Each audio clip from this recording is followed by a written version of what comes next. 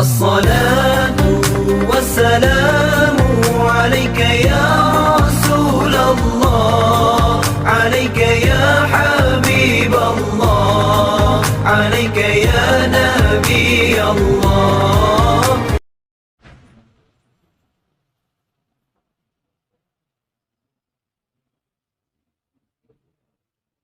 أعوذ بالله من الشيطان الرجيم. بسم الله الرحمن الرحيم.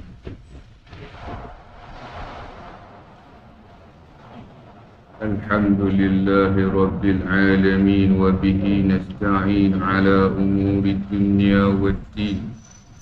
اللهم صل على سيدنا محمد الفاتح لما أغلق والخاتم لما سبق، ناصر الحق بالحق والهادي إلى صراطك المستقيم، وعلى آله وصحبه حق قدره ومقداره العظيم. سبحانك لا علم لنا إلا ما علمتنا إنك أنت العليم الحكيم. قال رب اشرح لي صدري ويسر لي أمري واحلل عقدة من لساني يفقه قولي. ولا حول ولا قوة إلا بالله العلي العظيم. ولا حول ولا قوة إلا بالله العلي العظيم. بمئة ألف ألف ألف لا حول ولا قوة إلا بالله العلي العظيم. أوينا تعلم وتعليم وتذكر وتذكير والإفادة والاستفادة والحث على التمسك بكتاب الله وبسنة رسول الله صلى الله عليه وسلم، والدعاء إلى الهدى والدلالة على الخير، ابتغاء وجه الله ومرضاته وقرب وثوابه. آمين اللهم آمين. أما بعد، Assalamualaikum warahmatullahi ta'ala wabarakatuh.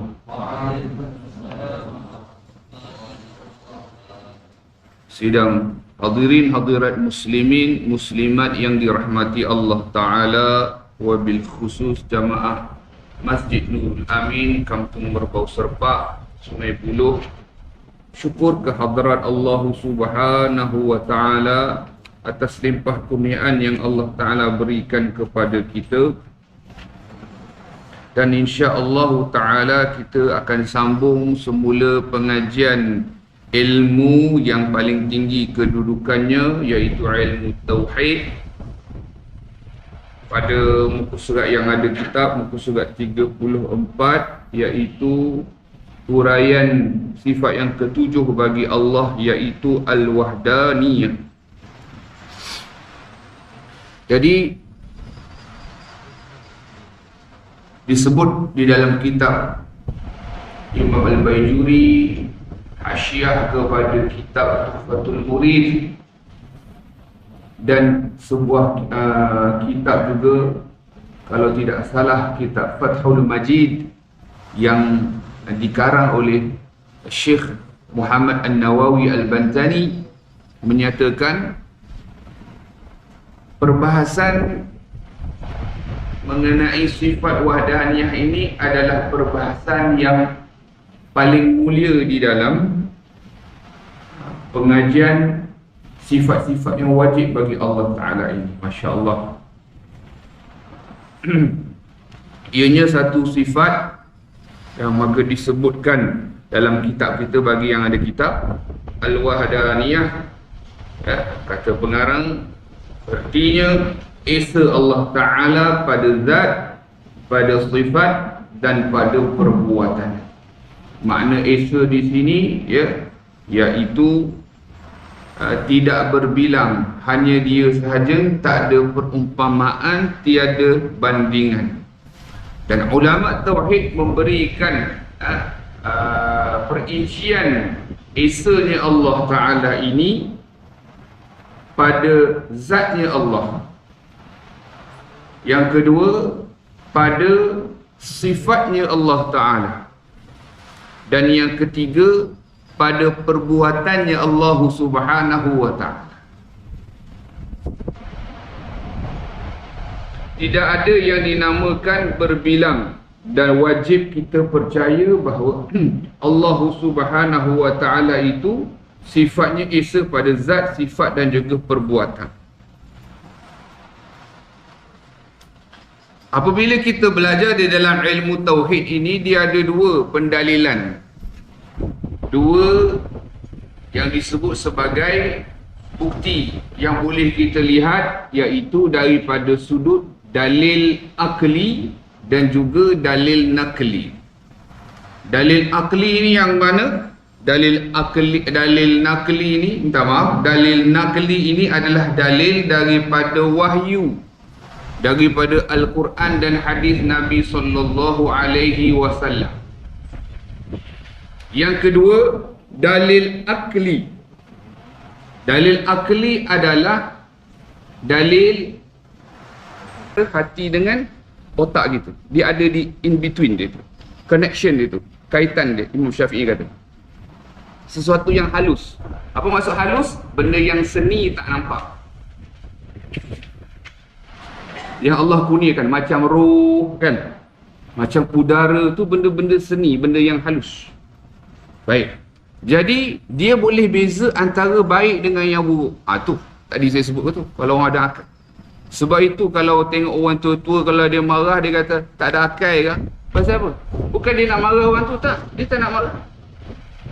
Bukan dia nak marah bang. Sebab akal itu sendiri maknanya sesuatu yang boleh beza antara baik dengan yang buruk. Imam Al-Haddad sebut lagi makna akal tu apa? Yang boleh beza antara yang baik dan yang boleh beza antara yang terbaik di antara yang baik.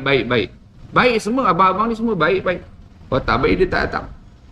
Tapi dia boleh beza apa yang terbaik. Waktu ni dia nak kena buat apa? Boleh faham? Okay, baik. Jadi menurut akal yang waras, dalam perbahasan sifat wahdaniyah dalam perbahasan sifat wahdaniyah, yakni esanya Allah Ta'ala ini, ulama menyebutkan kalau sekiranya Allah Ta'ala itu bersifat dengan baharu ataupun bersifat serupa dengan makhluk, sebelum kita belajar di dalam Allahumma salli ala Sayyidina Muhammad, dalam bab wahdaniyah ni, apa perbahasan yang kita belajar? Nampak tak susunan yang ulama dah susun ni? Molek. Ulama dah susun ni, yang kita belajar wujud, qidam, baqa, kemudian mukhalafatuhu lil hawadith, kemudian qiyamuhu binafsih, kemudian wahdaniyah. Okey, kita tengok macam mana susunan yang ulama tolong susunkan untuk kita dah begitu cantik. Dalam bab wahdaniyah ni disebutkan sekiranya Tuhan itu berbilang itu lebih dari satu, more than one, lebih daripada satu. Apa yang berlaku? Disebutkan sekiranya lebih daripada satu ataupun banyak ataupun berbilang, nescaya akan berlaku yang dinamakan bertengkaran, berperangan, berselisih di situ. Dan sekiranya berlaku sedemikian, maka apa dia? Bila berlaku sedemikian, akan rosak binasalah alam ini. Kampung berbau serpak yang indah permai ini tak mungkin terjadi. Pasal apa tak mungkin terjadi? Kalau ada dua saja. Betul tak? Dia kalau ada dua. Sebab itulah untungnya kita syukur banyak-banyak kepada Allah. Ulama tolong susun kepada kita ilmu tauhid. Kena ingat bila susun ni bukan makna ulama reka. Boleh faham Ulama tak reka ilmu ni, tak. Ilmu ni diambil daripada Al-Quran dan hadis Nabi SAW. Cuma mereka tolong susun bagi kita. Sampai part ni kita belajar Tuhan itu esa. Macam kan ada orang, kalau kita tengok kawan-kawan kita dia ambil gambar macam ni. Apa makna gambar macam ni? Dia ambil gambar. Orang kan kadang ambil macam ni lah, macam-macam lah kan. Tapi dia pun ambil gambar macam ni. Pasal apa dia pun ambil gambar macam ni? Ini bermakna Allah Ta'ala yang esa. Kalau dia faham Itu makna dia. Bukan dia buat kat sini, dia tunjuk Tuhan tu ada kat langit ke atas, dak. Ni makna Allah yang Esa. Ahadun ahad. Ahadun ahad. Ingat tak Sayyidina Bilal bin Rabah radhiyallahu anhu bila beliau itu diseksa ketika mana nak mempertahankan iman beliau itu, maka sedang dia ditimpa oleh batu yang panas. Tuan-tuan, di negara padang pasir ni, negara Arab ni, pasir dia ni panas. Sebab tu kalau tengok selipar mereka dengan selipar kita tak sama. Selipar Jepun ke apa, tak ada selipar Jepun dia tak laku. Dia pasal dia kena tebal. Selipar dia tebal, dia tebal-tebal. Jadi pasir je saja panas, baju pun tak ada ketika diseksa, ya. Batu pula, batu, usahakan batu besar, batu kecil pun kalau kita pegang kan di negara panas itu panas. Batu besar diletakkan atas dada dan dikatakan melekat pada kulitnya. Bayangkan, berat besar satu hal, panas menyebabkan melekat pada kulit itu. Bayangkan mereka berjuang mempertahankan akidah itu hingga apa? Nyawa galang ganti ni. Kalau tak meninggal itu hiduplah. Tapi tengok Sayyidina Bilal sedang diseksa tu, dikala diseksa, apa yang disebut? Ahadun ahad. Ahadun ahad. Allah Ta'ala Esa. Allah Ta'ala Esa. Pasal apa kata Allah Ta'ala Esa? Allah Ta'ala Esa. Allah Ta'ala Esa. Pasal puak-puak kafir Quraisy ni duk sembah berhala. Dia pun duk sembah berhala. Dia paksa pula Sayyidina Bilal itu untuk sembah berhala. Dan dia paksa lah, dia memang ajaklah kepada penyembahan tersebut. Baik. Jadi itu yang dia cakap. Jadi akal kita sebenarnya yang waras tak boleh terima Tuhan itu banyak, berbilang, bahkan lebih daripada satu pun. Sebab apa? Pertama, akal kita boleh fikir dengan baik, boleh beza baik buruk, iaitu kiranya Tuhan itu banyak ataupun kiranya Tuhan itu lebih daripada satu, yakni berbilang, maka pasti berlaku perselisihan, pertengkaran, pertempuran, perperangan yang menyebabkan apa, bang? Menyebabkan dunia ini, langit dan bumi ini hancur binasa. Pasti. Di situ. Itu yang pertama. Yang kedua, para ulama menyebutkan, katalah mereka tidak berselisih. Memang tidak ada Tuhan selebih daripada satu. Tidak, memang tidak. Cuma nak bagi faham saja. Iaitu sekiranya ada dan mereka sepakat, di sini ulama menyebutkan itu juga menunjukkan tidak mempunyai kekuasaan yang mutlak. Sebab nanti kita akan mengaji lepas bab wahdaniyah, qudrah, iradah.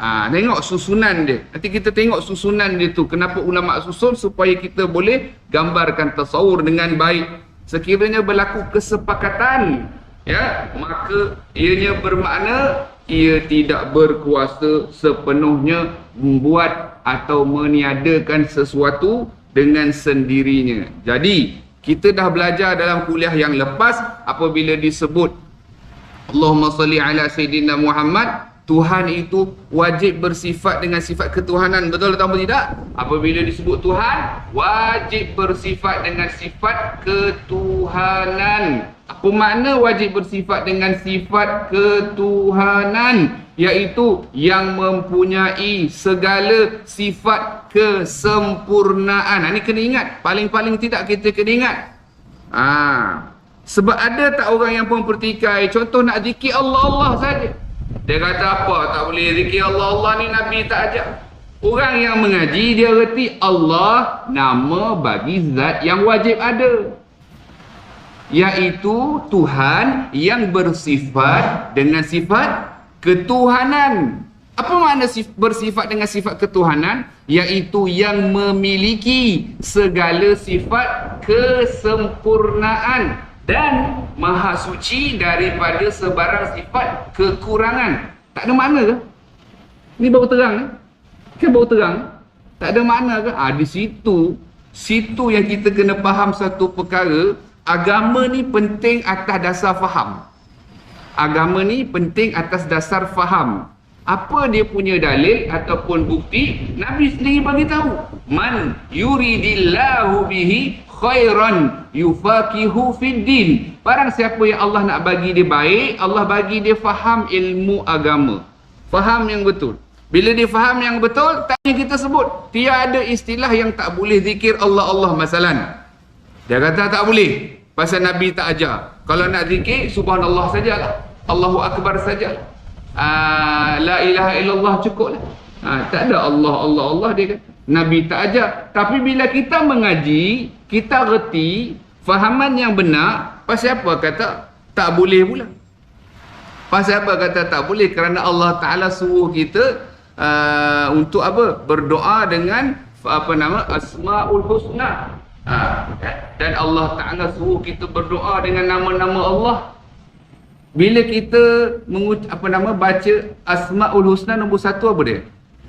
Ya man huwallahul ladzi. Ya man huwallahul. Allah tu mungkin dia tak perasan kat situ pun ada.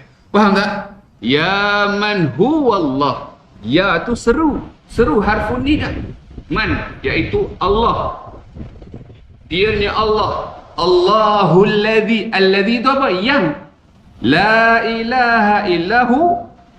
Tiada Tuhan yang selayaknya disembah melainkan dia. Huwar Rahmanur Rahim. Kan? Bukan yang semua 99 itu tak ada Allah. Kan? Ada Allah Ar-Rahman Ar-Rahim seterusnya. Nampak tak di situ? Dalil dalam Quran kata boleh. Kan? Doalah dengan Asmaul Husna. Ya. Fad'u biha, doalah dengan nama-nama Allah. Itu yang pertama. Dan dalam ayat yang lain Allah Ta'ala sebutkan di dalam surah Al-Isra ayat 110, iaitu Allah berfirman, Qulidu'ullah awidu'ur rahman. Ini lagi spesifik. Dia lebih khusus. Ayat yang lain sebut Asmaul Husna umum. Yang ini lebih khusus. 110 ayat surah Al-Isra ayat 110. Lebih spesifik iaitu apa dia? Maka dan serulah nama Allah dan serulah nama Ar-Rahman secara khusus. Boleh ke tidak? Tu saya kata, kalau kita baca Quran, ya, jangan tidak kita tengok kepada terjemahan, belajar kepada maknanya. Ada huraian daripada ulama. Baik. Jadi tadi kita sebutkan menurut akal yang waras, sekiranya bertengkaran, berselisih, berperang, maka hancur binasa alam ini. Sekiranya mereka bersetuju, konsensus, bergabung tenaga pun bermakna tidak mempunyai kekuasaan yang mutlak dengan sendirinya. Sedangkan yang tidak berkuasa mutlak itu dengan sendirinya bukan Tuhan. Jadi mustahil sifat tersebut itu ada pada Allah Subhanahu Wa Ta'ala. Kenapa? Alam yang Allah Ta'ala ciptakan kepada kita ni begitu kemas, begitu rapi, begitu sempurna. Masya Allah, tabarakallah. Allah ciptakan. Sebab itu mustahil, ya, yang disebutkan, iaitu Tuhan itu berbilang. Walau ada dua. Walau ada tak beberapa ataupun setengah agama yang mempunyai bahkan berjuta. Ada yang mengatakan 3 Tuhan, ada yang mengatakan begitu banyak, kek Tuhan, sikit-sikit dia sebut dia Tuhan. Jadi ilmu tauhid ini, khususnya sifat 20, nak mengajar kepada kita bahawa tak ada selain daripada Allah tu Tuhan. Kalau ada lah, tadi yang kita sebut, tak guna Al-Quran lagi, tak guna hadis lagi, tak guna ayat suratul Ikhlas, Qul huwallahu ahad tu lagi, tak guna ayat wa ilahukum ilahu wahid tu lagi, kita tak guna ayat lau kana fihima alihatun illallahu lafasadata lagi, kita tak guna. Akal kita saja boleh fikir. Tak boleh. Lebih daripada satu, hancur. Kalau mereka pakat macam mana? Kalau pakat bermakna bukan berkuasa yang sebenar. Kenapa? Dua-dua memiliki kekuasaan yang sama. Tak boleh nak buat, mengadakan dan meniadakan sesuatu dengan dirinya sendiri, maka itu bukan Tuhan. Kenapa tadi? Berbalik kepada pemahaman kita terhadap, ya, Tuhan itu sendiri iaitu yang memiliki sifat kesempurnaan dan maha suci daripada sebarang sifat kekurangan. Kita tengok apa kata kitab kita. Maka hakikatnya ibarat daripada menafikan berbilang pada zat, pada sifat dan pada perbuatan, sama ada bilangan yang muttasil dan pada bilangan yang munfasil. Dalam kitab kita ni ada perbahasan mengenai kam muttasil dengan kam munfasil. Yang disebutkan iaitu kita menafikan Allah Ta'ala itu ada bilangan yang muttasil, yang berhubung dengan Allah Subhanahu Wa Ta'ala, ataupun bilangan yang bercerai. Jadi bercerai itu mana terpisah, jadi adanya yang muttasil, yang berhubung, dan ada yang munfasil. Tengok ada kata kitab.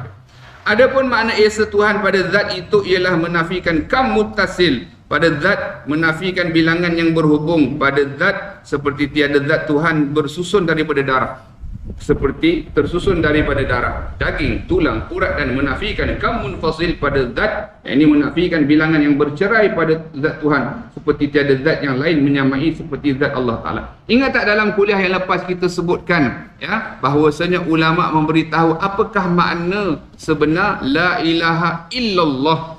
Kalau kita tanya terjemahan, semua boleh jawab. Saya ambil contoh begini. Kadang-kadang soalannya semudah begini. Apakah makna subhanallah? Kebanyakan tazkirah Ramadan ni kita tanya soalan simpul macam ni. Apakah makna subhanallah? Kebanyakan dan pasti kebanyakan orang menjawab apa dia bang? Maha suci Allah. Okey. Soalan yang saya tanya itu adalah apakah makna. Bila sebut makna bukan sekadar terjemahan. Itu kena ingat satu perkara. Soalannya bang bila ditanya makna bukan sekadar terjemahan. Okey, kita tengok begini. Kita tengok satu sisi pandangan. Terjemahannya Maha Suci Allah, betul tak? Maha Suci Allah terjemahannya. Tapi makna dia bang lebih mendalam. Tapi tak susah. Jadi kalau ditanya dan jawapan dia subhanallah, maknanya ada dua. Apa dia? Ada dua. Poin dia. Kita ingat poin dia. Poin yang pertama, Maha Suci Allah daripada sebarang sifat persamaan dengan makhluk. Tu yang pertama bang. Kan tadi saya sebut biasa kita akan jawab Maha Suci Allah. Memang standard jawapan itu.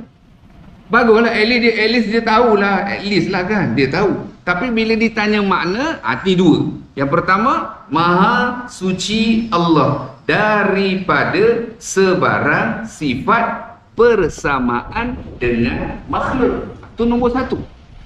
Nombor dua, makna subhanallah, iaitu apa dia? Maha Suci Allah daripada sebarang sifat kekurangan. Di situ makna dia. Makna subhanallah. Saya bagi contoh lagi. Contoh yang kita selalu zikir, alhamdulillah. Kan? Kita zikir alhamdulillah. Kalau terjemahan dia, segala puji bagi Allah, ataupun segala puji-pujian bagi Allah, ataupun puji-pujian. Sebab apa? Ada lain perbezaan tu. Dia ada perbahasan dalam nahwu. Kenapa segala puji? Kenapa segala puji-pujian? Ada dalam terjemahan disebut puji-pujian. Dia ada perbahasan dia. Tak apa tu kita tidak perlu tahu, tetapi nak bagi tahu terjemahannya boleh jadi begitu. Nampak apa-apa ada perbezaan pula dalam kitab ni begini. Dia ada. Tetapi makna dia ada empat. Makna dia ada empat. Nombor satu, Allah memuji Allah. Nampak tak? Nombor dua, Allah memuji makhluk. Tu nombor dua. Nombor tiga, makhluk memuji akan Allah. Macam kita zikir tadi. Yang keempat, makhluk memuji makhluk kembali kepada Allah. Allah memuji Allah. Contoh, ni'mal maula wa ni'man nasir. Dalam Quran sebut. Allah sebaik-baik wakil kita. Allah sebaik-baik menolong kita. Sebaik-baik Allah tak. Dalam Quran ada sebutkan Allah pujikan makhluk hamba ni. Makhluk ni. Contoh Nabi Muhammad dipuji oleh Allah Ta'ala kana khuluqin azim, iaitu yang mempunyai akhlak yang agung. Kan dalam Quran jelas disebut uswatun hasanah, khuluqin azim, rahmatan lil alamin. Memang jelas kan Allah memujiakan hamba-Nya. Tu yang nombor 2 kan, segala puji. Yang ketiga apa dia? Kita hamba makhluk memuji akan Allah. Macam biasa kita fikir tu kan. Yang keempat iaitu apa dia? Kita sesama makhluk memuji. Masya-Allah, tabarakallah. Bagus ni Tuan Haji, bagus abang ni, bagus, masya-Allah. Kita sebut bagus tu memang okey, kita bagus, cantik baju abang ni, jaket dia contoh, t-shirt hitam ni saya minat contoh. Tapi sebenarnya pujian itu walaupun kita tujukan kepada dia, tapi kembali kepada Allah. Allah yang ciptakan kita, Allah yang beri kita keupayaan, Allah Ta'ala beri kita rezeki. Nampak tak?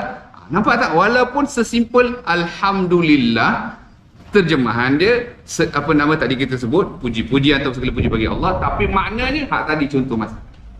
Begitu juga kalau kita tanya Allahu Akbar. Ini benda yang biasa kita sebut kan. Kalau orang tak mengaji, okey, contoh Allah Maha Besar, betul? Itu terjemahan dia. Kalau orang tak belajar, dia akan cakap besar tu besar.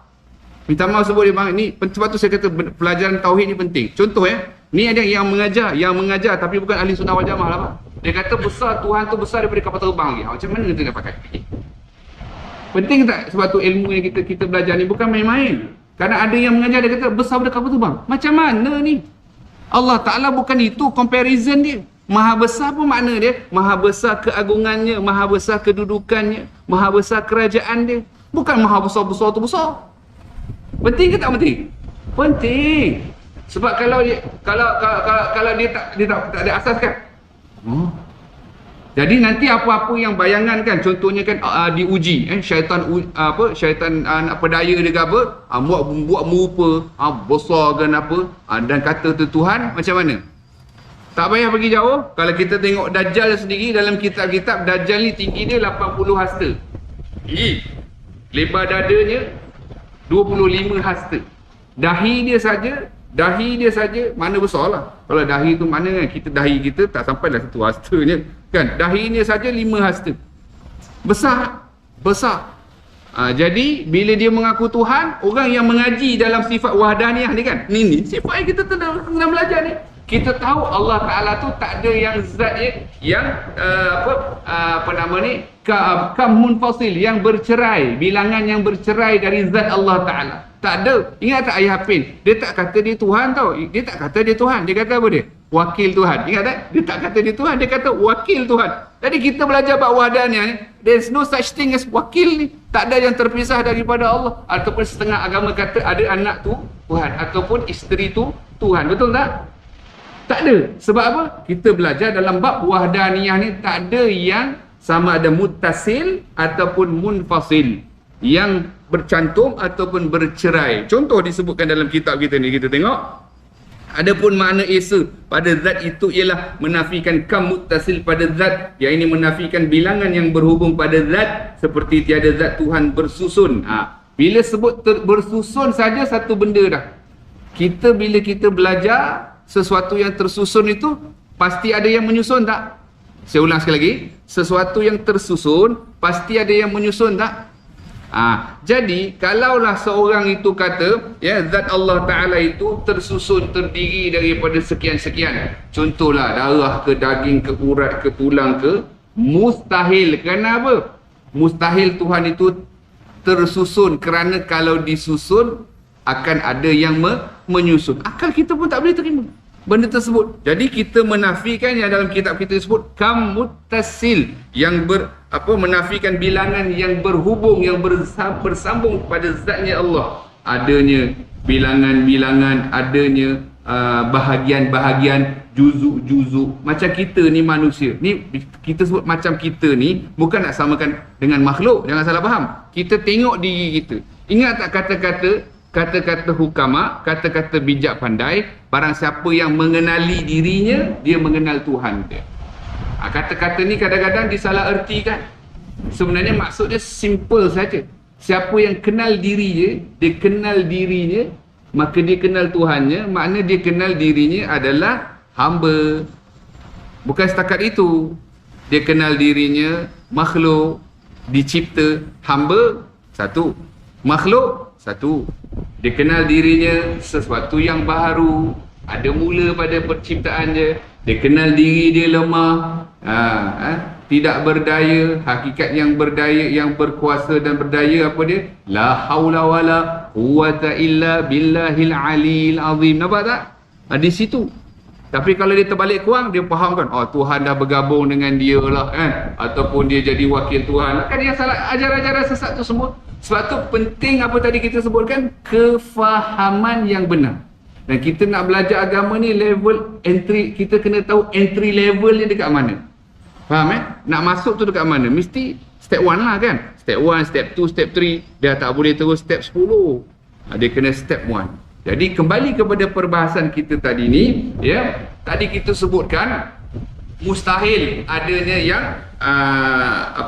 bersusun, berhubung dengan zatnya Allah Taala itu seumpama kita ni ada darah, daging, tangan, sendi, tulang, urat, apa benda semua. Tidak, mustahil. Ya, sebab kalau itulah, maka bukan Tuhan, ianya makhluk. Sesuatu yang tersusun, pasti ada yang menyusun. Kita belajar dalam bab kidam dulu, ingat tak? Dalam bab kidam, Allah Ta'ala tu kewujudannya tiada mula. Kalau ada mula, apa maknanya? Ada yang memulakan. Dan kalau ada yang memulakan, dia akan jadi satu pusingan. Contoh A, ni senang. A cipta B, cipta C. C cipta A balik. Kan apa pusing tu? Jadi akal kita tak boleh terima Tuhan itu ada mula, tak boleh. Ataupun berlaku kesinambungan, iaitu talsalsul. Yang ni dinamakan ad-daur, berpusing. Yang ni dinamakan talsalsul. Talsalsul macam mana? A cipta B, cipta C, cipta D, E, tak berhabis. Jadi kita ni Allah kurniakan akal, boleh fikir bahawa mustahil Tuhan itu ada mula. Kembali balik kepada bab wahdaniyah ni, sekiranya tersusun, maknanya ada mula. Sebab ada yang menyusun. Kita dah habis dah, kita dah selesaikan dalam bab kidam bau-bau sebelum ni, bahawa Tuhan itu tiada mula. Dan ingat tak? Kalau kita ingat, yang ni pun penting, satu rumus yang penting. Kan dalam bab kidam dan juga bapa. Apa makna kidam, bang? Tiada mula. Tidak ada mula dalam kewujudan. Baqa apa makna, bang? Baqa maknanya tidak binasa dalam kewujudan dia. Kekal. Baik. Di sini satu rumus yang insya-Allah abang-abang dan kawan-kawan kita semua, muslimin muslimat boleh faham. Insya-Allah dada kita akan jadi lapang dan tenang. Orang yang menyembah ataupun golongan yang menyembah selain daripada Allah, yakni menyembah makhluk lah, senang cerita. Kalau mereka ni boleh merenung sejenak akal fikiran mereka ini, bahawasanya apa dia? Bahawasanya makhluk ini selama-lamanya takkan jadi Tuhan. Tajuk dia apa dia, bang? Makhluk selama-lamanya takkan jadi Tuhan. Takkan. Sebab apa? Ni bang, pentingnya belajar sifat 20. Kerana apa? Makhluk dia tak boleh kumpul dua ni sekaligus. Dua ni, kidam, baqa sekaligus. Dia tak boleh kumpul. Dia sama ada macam mana? Kita tengok sama ada yang pertama, dia ada mula, dia ada akhir. Makhluk ni, dia ada mula, dia ada akhir. Satu. Atau yang kedua, dia ada mula tapi tak ada akhir. Dia ada mula tapi tak ada akhir. Yang kita telah belajar dalam bab Baqarah dulu, iaitu adanya makhluk Allah yang ada permulaannya tetapi Allah kekalkan. Allah kekalkan, apa yang Allah kekalkan? Berapa perkara? 10. Syurga, neraka, arash, kursi, Lauh Mahfuz, qalam, roh, jasad para nabi rasul, jasad para syuhada, tulang ajbuz zanab. 10 perkara yang Allah kekalkan. Tapi dia ada mula tak asal? Ada mula. Sebab yang tak ada mula hanya satu, hanya Allah. Jadi sebab itu kita katakan Allah Ta'ala kurniakan akal kita ni satu yang cukup istimewa. Sebab dia boleh beza. Kalau ada mula,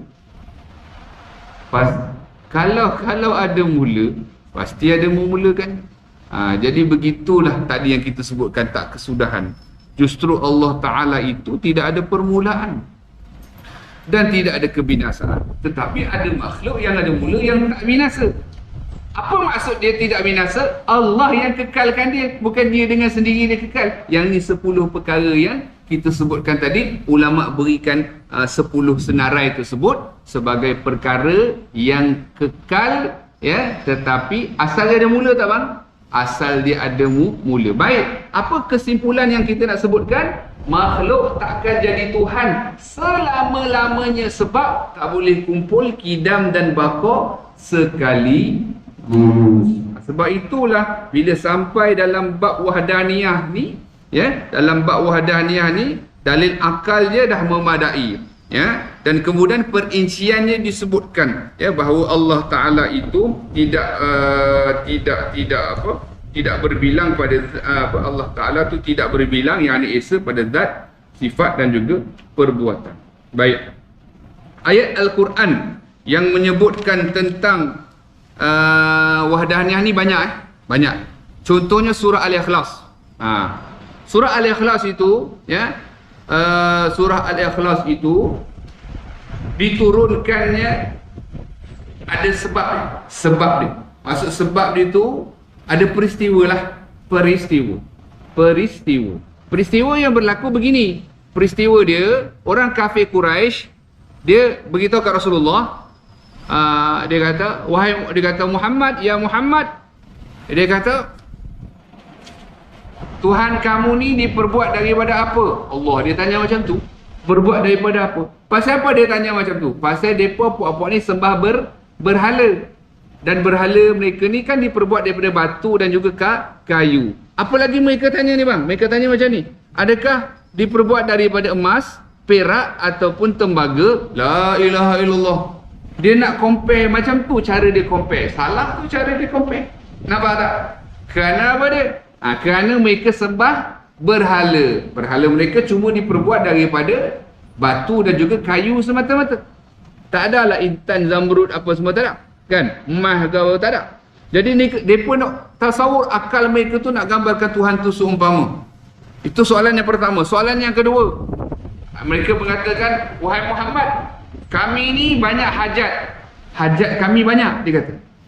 Jadi satu Tuhan tak cukup, dia kata. Allahu Akbar. Begitu pemikiran. Pasal apa? Pasal tu mereka buat sampai 360 berhala yang digantung di Kaabah. Banyak sangatlah hajat kononnya. Jangan kata 360, kalau banyak lagi lah. Itu pemikiran yang salah. Maka dijawab oleh Allah Ta'ala di dalam Al-Quran surah Al-Ikhlas. Ayat yang pertama apa yang berbunyi? Qul huwallahu ahad. Katakanlah ya Muhammad sallallahu alaihi wasallam, Allah itu esa. Itu cerita dia bang, cerita. Mereka bertanya, Allah menjawab. Kemudian Nabi beritahu, katakanlah ya Muhammad sallallahu alaihi wasallam, Allah itu esa pada zat, esa pada sifat, esa pada perbuatan. Di situ. Kemudian ayat kedua kan, Allahus Samad. Betul tak? Allah tempat meminta, Allah tempat kita bergantung harap. Kan tak diingat tak dia tanya yang kedua kan? Kita banyak hajat ni, hajat banyak. Tak cukup satu. Allah sebutkan jelas Allahus Samad. Sebelum tu Allah sebut Qul huwallahu ahad. Allahus Samad. Allah tempat bergantung harap, Allah tempat meminta. Yang ketiga, dan juga yang keempat, yang ni, yang disebutkan oleh ulama. Apabila Al-Quran ini nak bagi tahu perkara penting, dia biasa ada perbandingan bang. Ada apa? Perbandingan. Perbandingan. Al-Quran nak bagi tahu satu perkara yang penting, dia akan bagi satu comparison. Mula-mula disebut Allah esa, betul? Kedua, Allah tempat bergantung harap, Allah tempat meminta. Ayat yang ketiga apa dia? Lam yalid wa lam yulad. Allah tidak, kan ada tidak di situ. Di situ kontra di situ. Allah tidak beranak dan tidak diperanakkan. Mana tidak beranak, mana tak ada isteri nak memperanakkan anaknya. Mustahil di situ. Ada akad. Dan juga diperanakkan maknanya ada mak dan pak. Macam kita kan semua ada mak, pak. Maha suci Allah Ta'ala dari ada mak, pak. Maha suci Allah daripada ada anak dan isteri. Kerana apa? lam yalid wa lam yulad. Kenapa? Keyword dia kerana sifat Allah wahdaniyah. Itu keyword dia. Keywordnya di situ, sifat Allah Ta'ala Esa. Bila sebut Esa, pada zatnya, pada sifatnya, pada perbuatannya. Allahumma salli ala Sayyidina Muhammad. Jadi ayat yang terakhir, yang keempat, walam yakul lahu kufuwan ahad, dan tidak ada sesuatu yang serupa dengannya. Ini yang kita belajar dalam bab apa tu? Mukhalafatuhu lil hawadith. Tak ada satu yang serupa dengannya. Bila tak ada satu yang serupa dengannya, tak adalah kata ada yang sama dengan Allah, yang berbilang, yang ada zat lain yang sama dengan Allah Ta'ala, ataupun yang apa, Allah Ta'ala itu terdiri daripada sesuatu yang tersusun. Jadi maha suci Allah, kan? Bila kita sebut subhanallah, maha suci Allah, kan? Kita kata maha suci Allah ataupun subhanallah, maknanya apa? Maha suci Allah daripada sebarang sifat persamaan dengan makhluk, dan maha suci Allah daripada sebarang sifat kekurangan. Kalau dia ada dua, kan? Kekurangan tak? Tadi yang kita sebut mesti berentam. Itu yang pertama. Yang kedua, kalaulah bersepakat, saya dengan abang kita sepakat lah, kan? Ni bukan sama dengan Allah tak? Kita cerita kita je, mak. Kita sepakat lah, bang. Buat satu keputusan lah, bang. Kita kata keputusan, kita nak buka mana dah, kita 3 orang contoh. InsyaAllah ada rezeki, kita boleh buka bersama ni, insyaAllah. Macam ni, bang. Tapi contoh, tapi kita tak boleh buat keputusan. Mesti saya dengan abang berdua ni, kita kena sepakat. Maknanya apa? Saya pun tak ada kuasa mutlak, kan? Abang pun tak ada kuasa mutlak. Lemah tak maksudnya? Tak, itu nak bagi faham saja. Kalaulah ada dua, maknanya apa? Tak ada kuasa mutlak. Jadi sebab itu penting kita belajar sifat 20 ni, agar kita apa? Menyucikan Allah Ta'ala daripada sebarang sifat kekurangan itu. Itu tujuan dia. Tujuan maknanya hakikat kepada kita sebut subhanallah, maha suci Allah, daripada kita kecil kita diajar. Itulah hakikatnya dalam belajar tauhid. Itu hakikat. Baik, Allahumma salli ala Sayyidina Muhammad. Jadi ayat tadi yang kul huwallahu ahad tadi tu diturunkan untuk menyucikan Allah Ta'ala daripada pemikiran mereka tu yang nak samakan Allah, diperbuat daripada apalah dan sebagainya, dan juga nakkan berbilang juga Tuhan kerana hajat mereka terlalu banyak.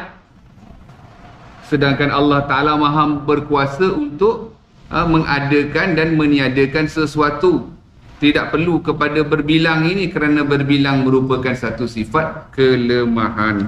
Adapun makna sifat Esa. Jadi makna sifat Esa pada zat itu menafikan kam muttasil pada zat, dan juga menafikan kam munfasil pada zat. Maksud kam munfasil, adanya yang selain daripada Allah yang sama. Itu yang kita sebutkan tadi dalam kita mengucap la ilaha illallah. Tidak ada Tuhan yang selayaknya disembah melainkan Allah. Banyak kali dah kita sebut, yang kita nafikan itu bukannya makhluk, bukannya patung, bukannya berhala, apa jua. Bukan itu yang dinafikan dalam kalimah la ilaha illallah. Pada penafian itu, yang kita nafikan apa? Ini intipati daripada pelajaran kita dalam bab ni, wahdaniyah. Yang kita nafikan apa dia? Adanya Tuhan yang sama zat, adanya Tuhan yang sama sifat, adanya Tuhan yang sama perbuatan dengan Allah. Yang tu yang kita nafikan.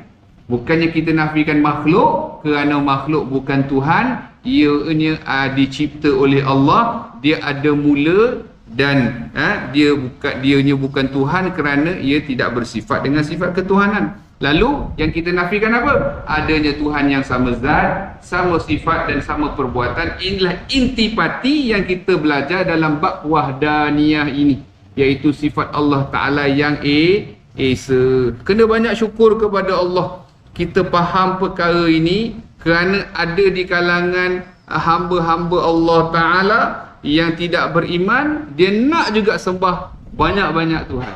Sedangkan tengok akal yang Allah kurniakan kepada kita pun boleh kita berfikir mustahil Tuhan tu lebih daripada satu. ataupun mustahil Tuhan itu berbilang. Kerana yang tadi penjelasan ulama yang kita sebutkan tadi. Bahkan ayat-ayat Al-Quran yang menyebut, contoh ya, surah Al-Anbiya ayat 22. Surah apa dia? Al-Anbiya ayat 22. Allah berfirman, "Lau kana fihima alihatun illallahu lafasadata." Ini cara kita nak ingat senang. Al-Anbiya itu apa?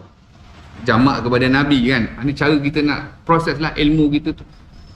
Anbiya ni jamak kata plural kepada Nabi-Nabi. Ayat 22. Senang kita nak ingat. Dua-dua. Ayat yang berbunyi, "Lau kana fihima alihatun illallahu lafasadata." Sekiranya ada Tuhan-Tuhan selain daripada Allah di langit dan juga di bumi, nescaya rosak binasalah kedua-duanya. Kedua-duanya apa?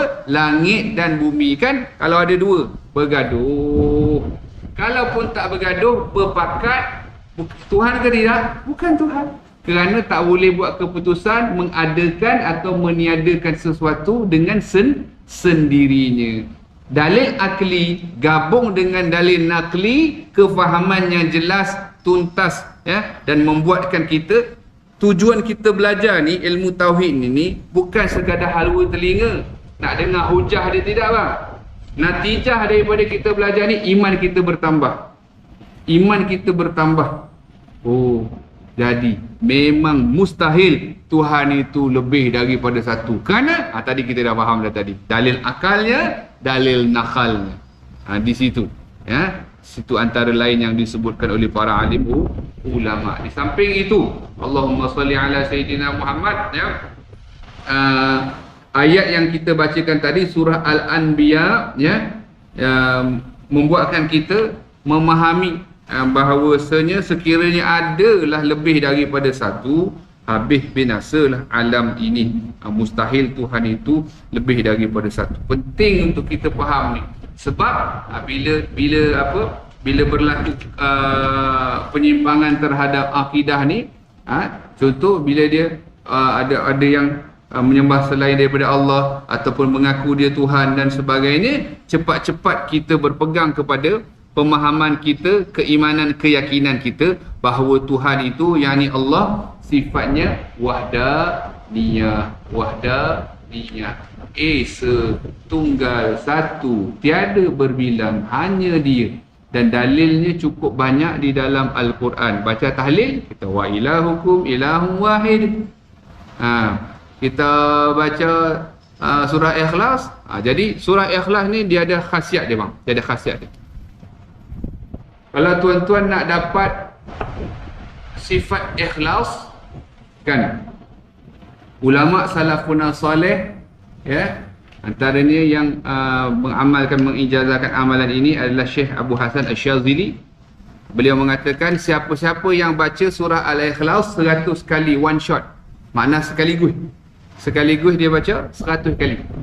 Sekejap je bang, kalau kita naik motor kan, sekejap je, tak sampai 15 minit kan.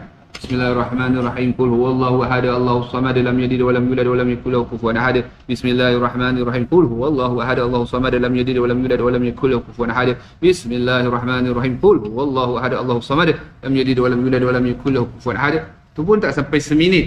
Jadi kalau kita boleh baca 100 kali one shot, apa khasiat dia ataupun fadilat dia?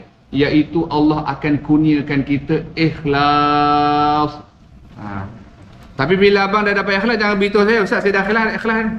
Sebab ikhlas tu bukan sebut macam tu, saya ni ikhlas lah, saya nak bagi kepada abang ni hadiah. No need to say lah ikhlas tu. Pasal ikhlas tu apa maknanya? Bainahu wa bainallah. Antara kita je dengan Allah Ta'ala. Boleh faham ya? Jadi abang dah dapat nanti, tak usah beritahu siapa-siapa, pasal kita dah ikhlas, masing-masing kita dah ikhlas. Tapi penting ni. Penting pasal apa? Sebab kita intipati dia begini dia, kita nak menuju Allah. Intipati dia ada 5. Pertama, beriman.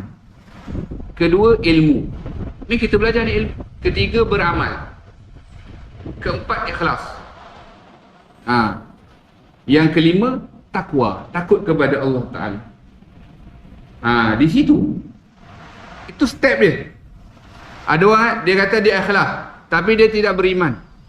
Bukan kata dia tak ikhlas, tapi step dia tu begitu. Beriman, berilmu, beramal, ikhlas, takwa, takut, khaufillah, takut kepada Allah Subhanahu wa ta'ala. Jadi step dia begitu. Jadi bila dah dapat perkara tersebut, yang pertama kita kena faham satu perkara, bila satu orang tu ikhlas, Allah terima dia. Allah terima dia. Solat dia, inna solati, ingat tak kita doa iftitah, inna solati wa nusuki wa mahyaya wa mamati. Itu sebagai jawapan. Nak dapat kepada intipati kepada yang kita nak tu, boleh beramal bang. Sekejap saja, 100 kali. Bila nak beramal, kurang-kurang sekali seumur hidup lah. Korang-korang lah, kan? Korang-korang sekali seumur hidup. Kalau nak amal hari-hari pun bagus, sebab surah Ikhlas ni begitu besar kelebihan dia. Ya, begitu besar kelebihan. Boleh kita beramal, dan saya ijazahkan kepada yang hadir, yang menonton, ya, dan tuan-tuan boleh amalkan. Cuma tu dah, bila dah ikhlas jangan beritahu saya dah ikhlas Ustaz. Masya-Allah, tabarakallah. Tu belum lagi lah tu. Saya dah ikhlas tu, dia belum lagi. Tapi kalau dia dapat, pasal dia boleh rasa.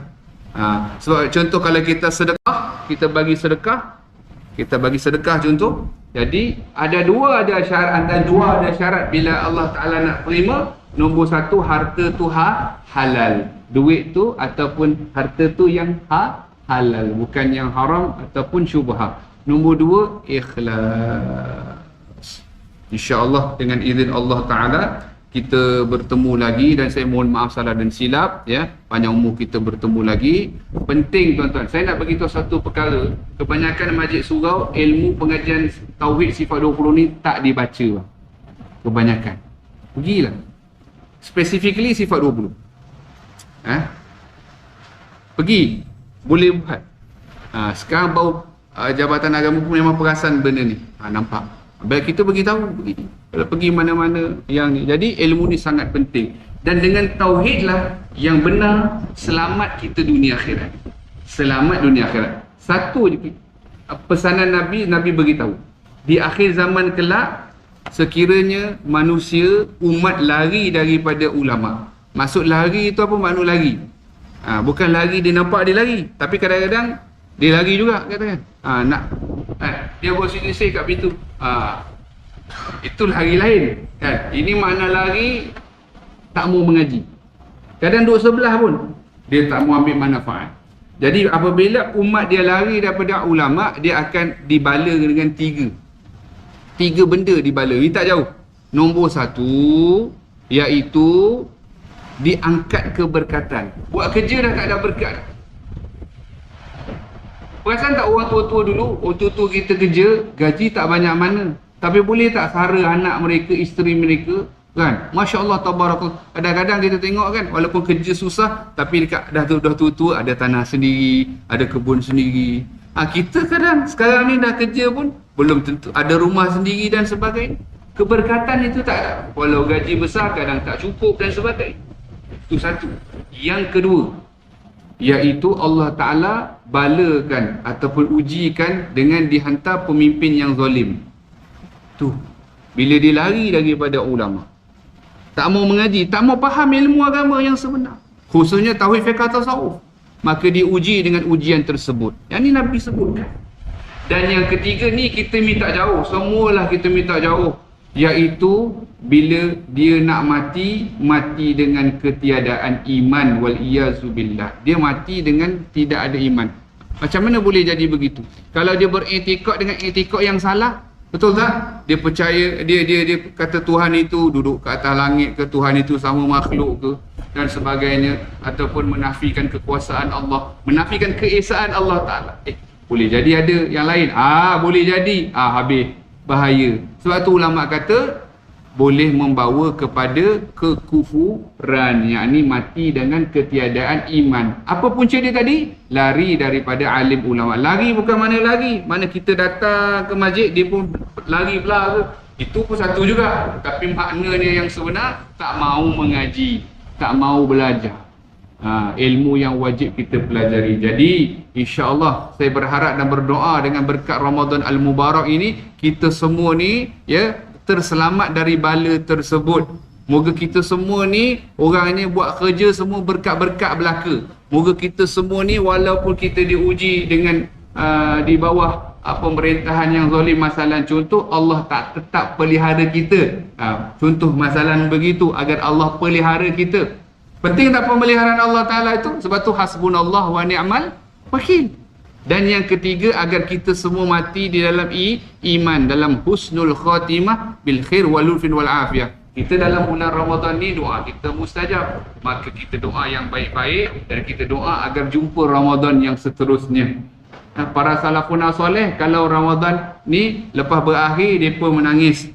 Mereka prepare dah 6 bulan sebelum, ada yang prepare setahun sebelum. Kita ni prepare 3 bulan sebelum dah kira baik dah. Kalau tak prepare langsung teruk dah. Tapi kalau kita ada kesedaran, syukur kepada Allah, datang ke rumah Allah, datang ke majlis ilmu, Allah jinakkan hati kita dan Allah berikan. Dan jangan lupa, kalau ada yang lupa niat iktikaf, niat iktikaf. Sebab pahala kita nanti tak sama bang. Katalah kita hari ni ada 40 orang lah yang tinggal.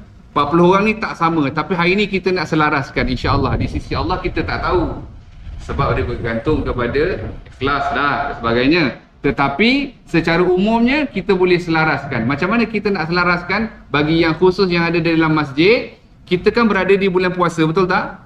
Bulan puasa amalan sunat digandakan pahala wajib, dan pahala wajib digandakan 70 kali ganda. Jadi tuan-tuan yang mulia, tuan-tuan yang dirahmati Allah, ya, kita hari ni mari sama-sama kita berniat, aku bernazar untuk beriktikaf di masjid ini selama aku ada di dalamnya. Ikut saya tuan-tuan, aku bernazar untuk beriktikaf di masjid ini selama mana aku berada di dalamnya. Apa pahala yang akan dapat nanti? Kalau tuan-tuan tak percaya, nanti ke akhirat lah kita cerita tengok. Jadi pahalanya, orang lain iktikaf juga, tetapi iktikaf dia sunat jadi wajib pahala dia. Bagi orang yang bernazar untuk beriktikaf, sebab nazar itu perkara sunat saja, benda haram tak boleh. Dia nak bernazar sembahyang subuh, tu yang wajib, tak boleh. Bernazar sembahyang subuh, tak boleh. Bukan nazar, bukan perkara yang wajib. Yang kedua, bernazar perkara haram pun tak boleh. Nak curi duit tabung masjid, aku bernazar lah, kata semalam rasa collection banyak tu, aku tengok kat situ, dia kata tak boleh. Haram juga bernazar untuk melakukan perkara yang haram. Tapi perkara sunat macam kita iktikaf ni boleh. Jadi tuan-tuan, insya-Allah tuan-tuan dan puan-puan, kita hari ni dapat pahala wajib yang digandakan 70 kali ganda. Lantaran apa? Ilmu yang kita pelajari. Dan sudah tentulah diukur dengan keikhlasan. Kita buat saja amalan yang kita buat, kita doa kepada Allah, kita nak kurnia ikhlas. Macam mana tadi kita sebut? Macam mana cara tadi tuan-tuan? Baru sebut tadi. Cara kita nak buat mudah saja. Beramal dengan surah Al-Ikhlas sebanyak 100 kali. Kita bacalah one shot dan niat kepada Allah. Allah kurniakan kita ikhlas pada setiap kerja buat yang kita buat. Amin ya rabbal alamin. Ya, 10 hari, hampir 10 hari kita berpuasa, lagi 20 hari. Moga-moga tuan-tuan semua dapat Lailatul Qadar. Amin ya rabbal alamin. Tolong saling mendoakan, dan yang penting moga-moga kita ni bukan saja bersahabat, berkumpul di dunia, tetapi nanti kita berkumpul di akhirat bersama dengan baginda Nabi Muhammad sallallahu alaihi wasallam yang kita cintai. Mohon maaf salah silap, panjang umur bertemu lagi. Wabillahi taufiq wal hidayah. Wassalamualaikum warahmatullahi taala wabarakatuh. A'udzubillahi minasyaitonir rajim. Bismillahirrahmanirrahim. Alhamdulillahirabbil alamin, wassalatu wassalamu ala asyrafil anbiya wal mursalin sayyidina maulana Muhammadin nabiyyi wa ala alihi wa sahbihi ajma'in. Rabbana taqabbal minna innaka antas samiul alim wa tub alaina innaka antat tawwabur rahim. Rabbana atina fid dunya hasanah wa fil akhirati hasanah wa qina adzaban nar. Wa sallallahu ala sayyidina Muhammad wa ala alihi wasallam. Walhamdulillahirabbil alamin. Taqabbalallahu minna wa minkum. Assalamualaikum warahmatullahi taala wabarakatuh.